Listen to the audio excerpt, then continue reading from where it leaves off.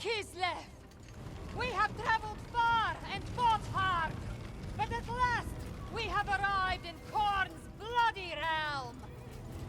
Before us stands the Brass Citadel, where the Blood God's gatekeeper stands guard. We must call out the fiend and slay him. He rallies his demons for a last desperate defense. Vanquish them with ice and steel. This is the ruined fort, defended by Khorne's lesser thralls. Wipe them out and capture the icon of ruin. This will give me a foothold and grant us supplies to reinforce for the struggle ahead. Hello, Monsterbound here. If the name seems familiar, then you've either watched one of my videos before or seen my name scrawled on the wall of a local public convenience, and let me assure you that it's all true. The price list is competitive and there is a friends and family discount. Use the code MABJ at the checkout for 15% off.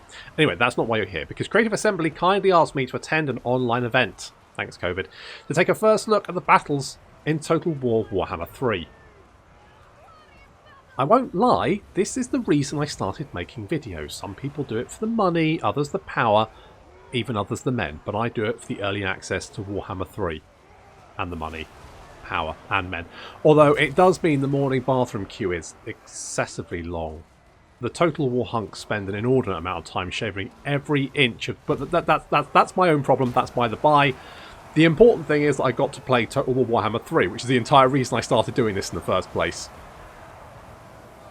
So, to the battle. This was played via Remote Desktop Protocol, RDP, so we were connected via the interwebs to another computer where we could play the battle. As you can expect, the result was not quite as seamless as playing on the actual machine the demo was loaded onto, but considering the effort that Creative Assembly went into getting the event running, I can easily forgive any lag I experienced.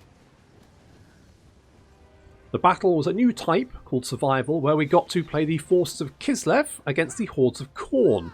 The new battle type, I'm sure, will cause some controversy, as during the battle you can construct defences such as barricades and towers and summon limited numbers of reinforcements using a supply system.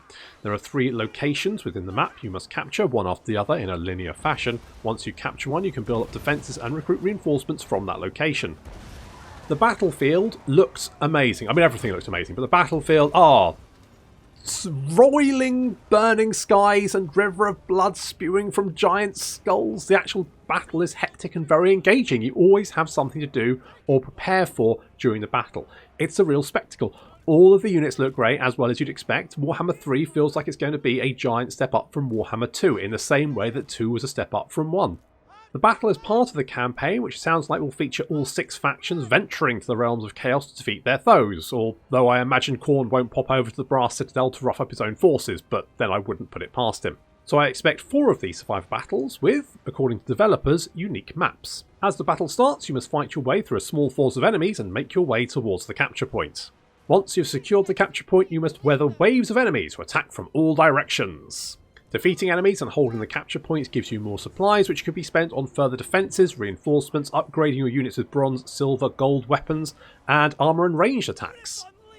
My current plan is to have 3 more videos coming out shortly, which will go over the battle mechanics, the Kislev units, and the Demon of Khorne units specifically, so I won't go too much into detail with any of those here. Now, it should be said the enemy units had a lower than usual health pool to make them easier to kill, partly to give the feeling of insurmountable odds, but also because some of the people playing were press, who may not have played a Total War game before. Plus, the game is still in beta, and so balancing isn't finalised, so don't panic about the numbers at the moment. They're likely not final. As an example, the Three Kingdoms battle demo was very different from the released game's battle balance, so don't take anything here as a cast iron indicator of what to expect. As you fight from one capture point to another, the enemy waves get stronger, but you get more powerful reinforcements. During a Q&A with the developers, they said that you would be able to bring your own army from campaign into the battle, but could still add reinforcements to the battle from the reinforcement pool. Each of the capture points provides different areas to build towers and barricades, and a portal to summon reinforcements.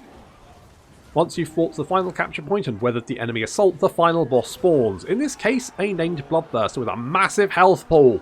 Trying to take him down as well as fend off more waves is trickier than anything in the battle to that point, but keep hitting him and eventually he will go down.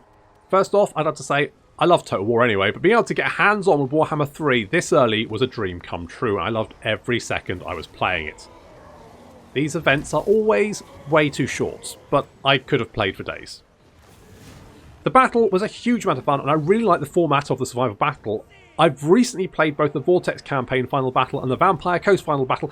Both of them want to be a climactic battle survival, but both fall quite far short of that, as the pacing is not particularly good. You spend a lot of time just sitting around waiting for things to happen, because they don't know what type of army you're going to bring into the battle, and whether you can deal with more than one wave at a time. The Survival Battle, on the other hand, felt really good as a battle event that will feel like a real set piece of the campaign, something you'll prepare for and work towards completing, and more importantly enjoy, rather than the Vortex rituals, which are something to be endured. I am very hyped about the Force of Kislev. They had a really interesting and varied roster, more so than I thought they would. Some of the really interesting units, I love their Streltsy, the gun axe infantry. They are my boys.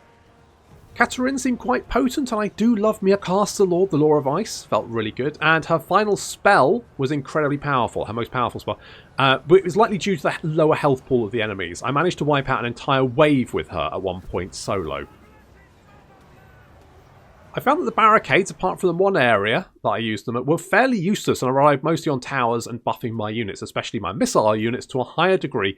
They were just a much more reliable strategy. So the ranged meta persists. But with that said, against units with lower than usual health pools, it's quite easy to destroy waves with missiles attacks before they reach you. While you shouldn't need a larger than usual health pool to weather missile attacks, Khorne's forces are likely going to be very offense orientated. So once they get up close, you're probably in trouble.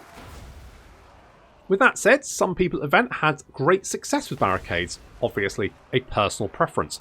Towers, I always went with towers that slowed units to give my missile units more time to whittle away at the approaching enemy waves. That was a strategy I seemed to find worked for me. The forces of Khorne looked great, although we only saw a small section of their roster. Loved the new demonic units, and the Chaos Warriors had a real World Eater Chaos Space Marine chapter vibe, which makes me hopeful for some lovely Nurgle boys. Overall, Warhammer 3 seems to be shaping up to build on the success of Warhammer 2, and why wouldn't it? The introduction of a new battle type is great, especially one that works so well in the campaign.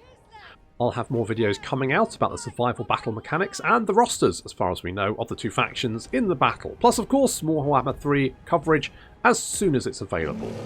Thanks for watching.